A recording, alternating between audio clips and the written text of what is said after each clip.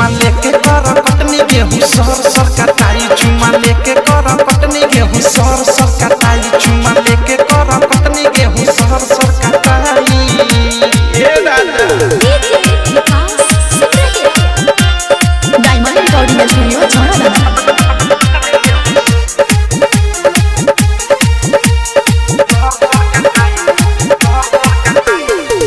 एक तो चैत के काड़ा बाघाम हो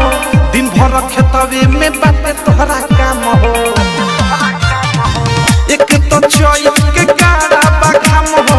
दिन भर खेतवे में बाटे तोहरा काम हो रे मिलो फेस बनी लाज हटाई राइटर थारो अनुराग लाज हटाई चुमा लेके कर कटनी गेहूं सर सर कटाई चुमा लेके कर कटनी गेहूं सर सर कटाई चुमा लेके कर कटनी गेहूं सर सर कटाई ए दादा हसुआ के धार अभी नहीं के मुराई थक गइल भारत हारोट बाजुराई